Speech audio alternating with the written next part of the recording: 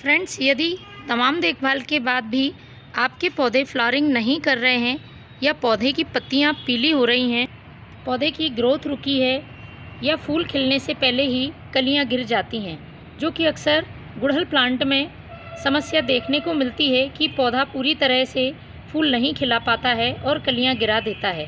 तो आज के वीडियो में एक ऐसा फर्टिलाइज़र शेयर करूंगी जो प्लांट में अच्छी ग्रोथ के साथ साथ पौधे में होने वाली ये सारी समस्याओं को भी ख़त्म करेगा। पत्तियां हरी चमकदार होंगी, पौधा घना होगा और उसमें फूल भी बहुत अच्छी मात्रा में आएंगे।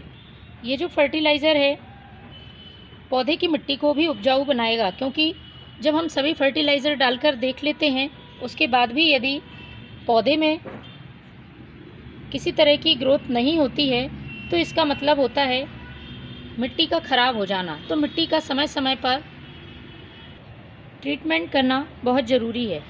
कई बार लंबे समय तक केमिकल फर्टिलाइज़र के यूज़ से मिट्टी ख़राब हो जाती है या फिर मिट्टी की गुड़ाई ना करने से मिट्टी हार्ड हो जाती है और पौधे पर फर्टिलाइज़र का कोई फ़ायदा नहीं होता है। इसलिए इस बात का ध्यान रखें, आप मिट्टी की गुड़ाई महीने में एक बार ज़रूर करें। विशेषकर जब आप किसी फर्टिलाइज़र का यूज़ कर रहे हैं तो एक दिन पहले आप मिट्टी की गुड़ाई कर दें। इससे जड़ें फर्टिलाइज़र को जल्दी से अवशोषित करेंगी और पौधे पर इसका पूरा फ़ायदा देखने को मिलेगा।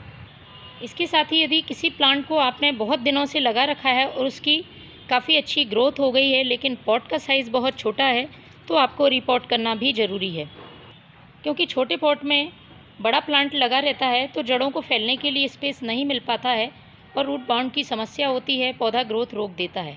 इसलिए फर्टिलाइज़र डालने के साथ साथ हमें कुछ छोटी छोटी बातों का अपने प्लांट के लिए ध्यान रखना बहुत ज़रूरी है।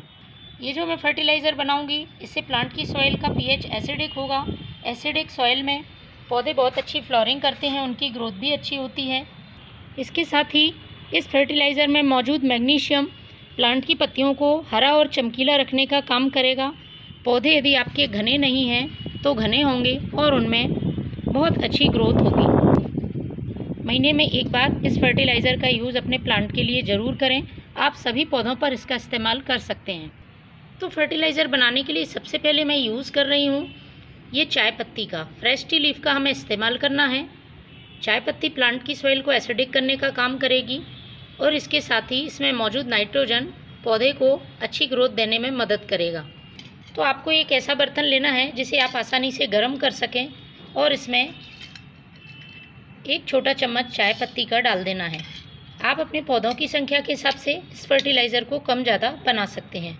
इसके बाद इसमें मैं डालूँगी 1 गिलास पानी और इसको हमें 2 से 3 मिनट तक गर्म करना है, जिससे कि चाय पत्ती के सारे पोषक तत्व पानी में मिल जाएं।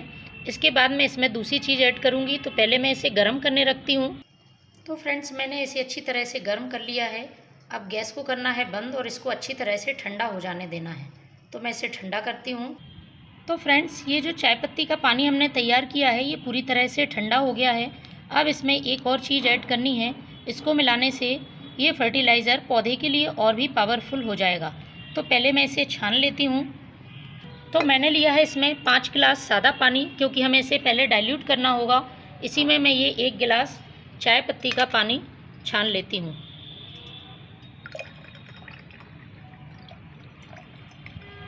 छानने के बाद जो चाय पत्ती बचती है उसको फेंकना नहीं है, आप इसको सुखाकर पौधे की मिट्टी में मिला सकते हैं। तो ये चाय का पानी पूरी तरह से तैयार है। अब मैं इसमें आधा चम्मच एप्सम साल्ट का यूज़ करूँगी।